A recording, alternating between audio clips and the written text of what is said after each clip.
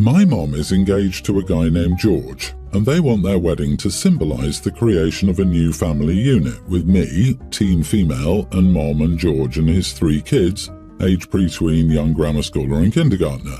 George's ex-wife dipped and has not seen her kids since the youngest was born. My dad died 4 years ago. Mom and George have been together for 3 years and we've lived together for 7 months now.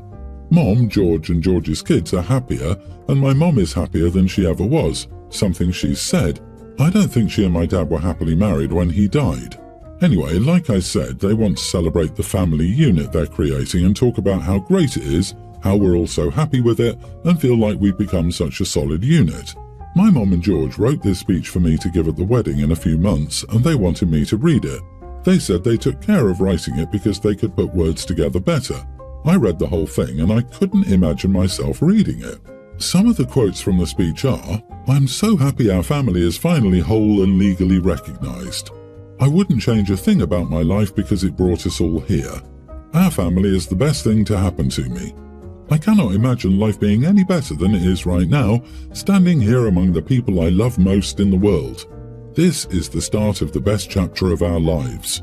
I'm so excited to welcome my new dad and siblings into the last name family."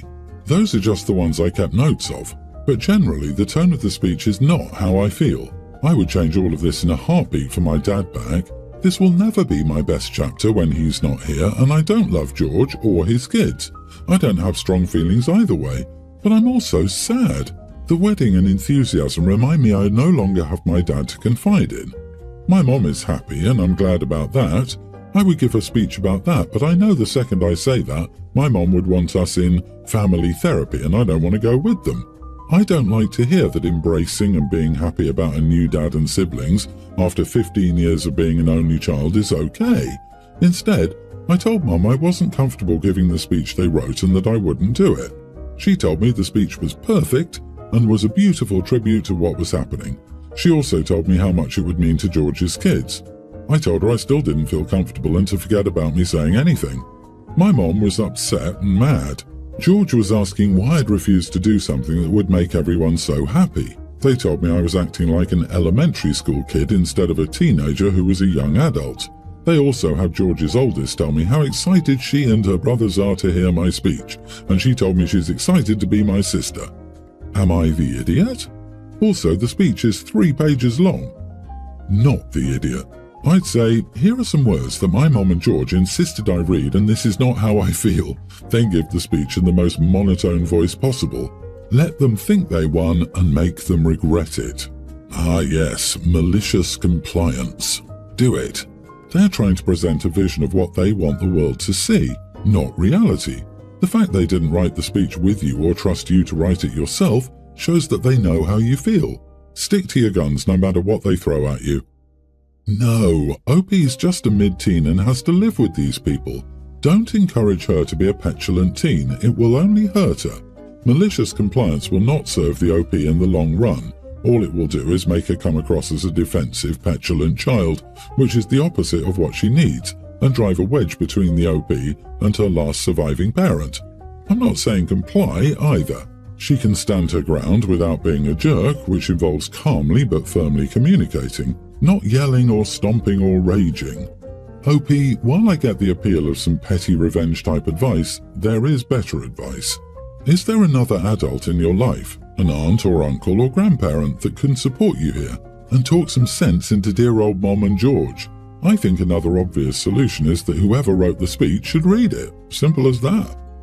So I, teen female, am named after my grandma Nancy, my mom's mom. There's a bit of a tradition in my family to name the first grandkid of each gender after one of the grandparents of the same sex.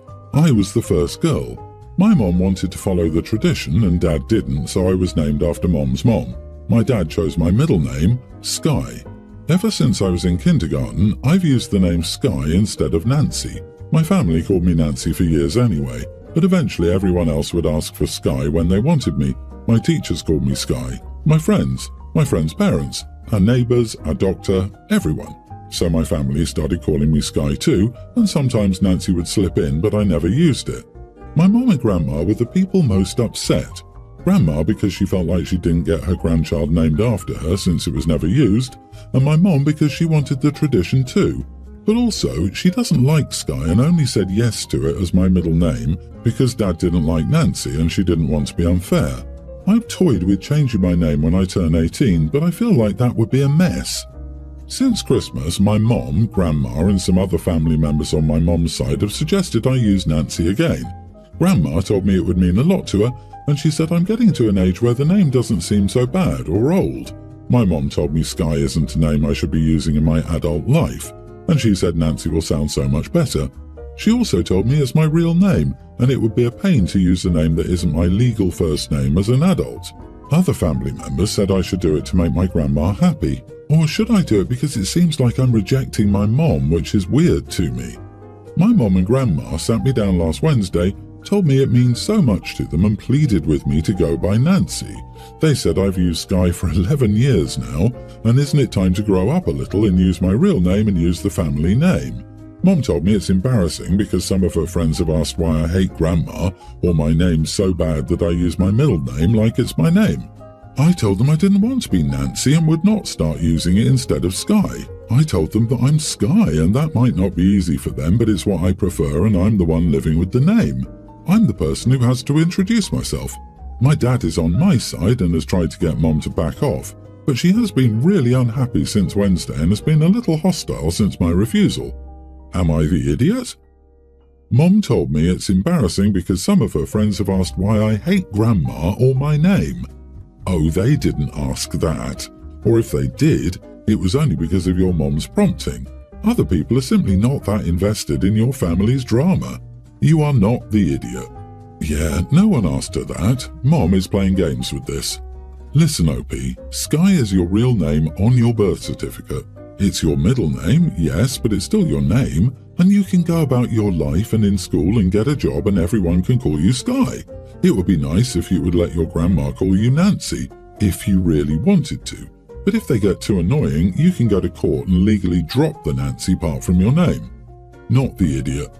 Both my husband and I use our middle name as our first name, and it's fine. And we also know when a telemarketer is on the phone because they ask for our first name, a sure sign they've never even met us. Also, I'd be curious. Maybe when you're bonding alone with your mom, ask her in confidence whether she ever really wanted to name you Nancy in the first place. She may be defending a tradition precisely because she was forced into it. Good luck. I, 28 female, love to bake, and I will often make cakes and stuff for friends. And since I met my in-laws in 2018, for them as well. My sister-in-law asked me to bake her daughter's birthday cake for her birthday this weekend. This was back in October, and we discussed what she wanted in detail. It's not my first time making her cakes, but it is my first time as her sister-in-law officially, and where I felt like I was truly part of her family. 3 days ago, I was out grocery shopping, and I ran into a family friend of my in-laws. This person is not someone I like very much. She's a horrible gossip and seems to have some malice while sharing gossip about others. I try to be polite to everyone, and normally I don't talk to her, but she stopped me and went out of her way to ask me when my husband and I were having kids. Then she mentioned me being a foster kid and an affair baby, and she did it in a way that was meant to come across as actual concern but was her being intrusive and cruel. She mentioned that my in-laws and sister-in-law were concerned about our kids not having anyone. I told my husband when he got home from work and I was a mess. It might seem dumb, but I felt like his family betrayed the trust I put in them, and they did the one thing they were asked not to do, which was tell people about my history. It's not something I want to broadcast to everyone who knows me.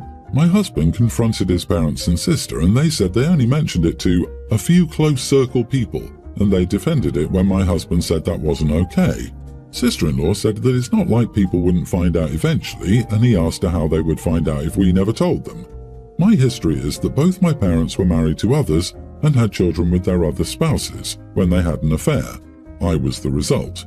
Both sets of first children were technically adults or close to it when I was born. The day before my 5th birthday, we were in the car together and it crashed. Nobody in either of my parents' families wanted me, and I was brought up in foster care for the rest of my life. I never found a family. After hearing sister-in-law say what she did and realizing how unapologetic they were and hearing how little they cared about what they did to me, I asked if I could speak to sister-in-law for a second and told her not to expect a cake from me after going against what I wanted and having such little care for the harm it caused. She went crazy and said it was only 3 days until the birthday party, and my husband backed me up and said, so what? She and their parents were blowing up his phone so badly that he had to block them, and I worry that I'm a bit of an idiot saying no with such short notice. Am I the idiot? Not the idiot. They treated you like family to your face and were willing to have you bake cakes for them, but they could not help but share your personal backstory with others after being told explicitly not to. It's a massive violation of trust, and I'm very happy to hear that your husband is backing you up and setting a boundary with his family. I'm also very sorry to hear that you're going through this. It must be heartbreaking. You know the old saying, 2 can keep a secret if 1 is dead. If you tell even 1 other person, you probably tell 10 of them. In-laws can easily order a grocery cake with her name in icing with as little as 2 days' notice. I've done it before. If they aren't organised enough for that, they can get a generic grocery cake with 1 day's notice. A whole bunch of in-laws sounds terrible. They honestly expect you to respond to their cruelty with kindness. That's messed up. Go low or no contact with those trolls. Agreed. Family is what you make of it. Your husband is a rock star, and he's just proven how much he cares about you. The bad place would freeze over, and the sky would turn purple before I trusted my in-laws again. Sister-in-law betrayed you in the worst possible way. I'm so sorry. Honestly, my words are insufficient. I wish I could hug you, OP. Kudos for your husband to take your side and defend your honour. He should be the one to get that cake instead. I have a significant income and expect it to grow more in the coming years. My investments will also mature, making me reasonably wealthy. I'm emphasizing this to highlight that in the event of a divorce, I have a lot to lose. I've told my fiancé several times that I won't marry without protection or guarantee for my financial future. He agreed then, but now I think he just said what he needed to convince me to accept the marriage. He probably didn't think I was serious, but I certainly was. I discussed this with my lawyer, who drafted an excellent prenuptial agreement based on my concerns. She even suggested adding an infidelity clause, something I hadn't thought of but readily accepted. I discussed this with my fiancé and told him to review the agreement with his lawyer to see if we could reach mutually acceptable terms. He was very offended that I even felt the need for one. To say he got upset would be an understatement. He was particularly offended by the infidelity clause. I certainly didn't expect this reaction from him. However, in the end, he agreed and signed. His reaction is making me have doubts. Before signing, he claimed that I wasn't respecting our relationship and expecting him to fail, which is not true.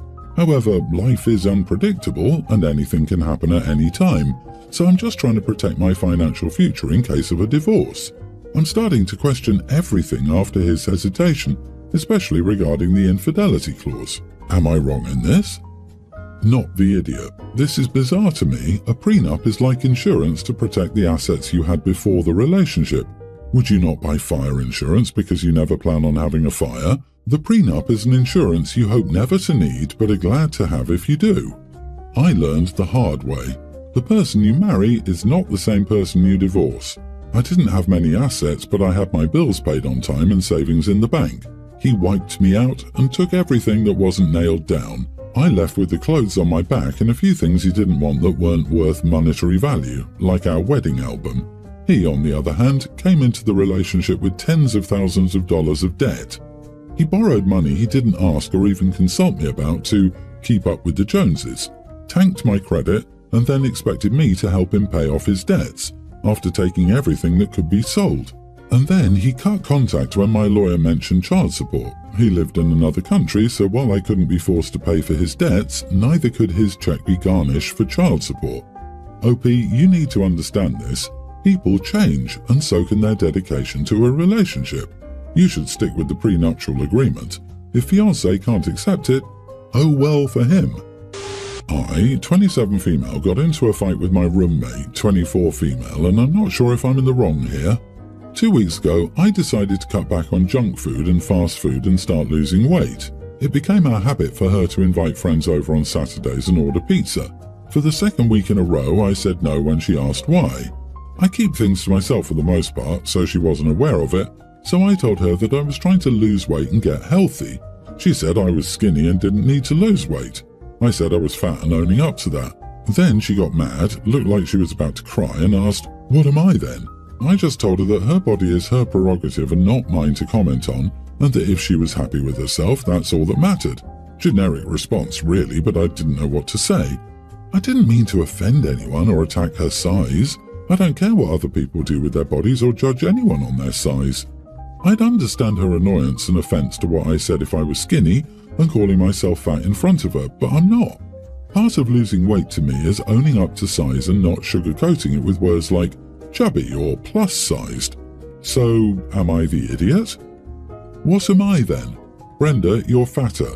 As a fellow fat person, you're not the idiot, and your roommate needs to stop acting like everything you do for your health is about her. She's not the main character in your life.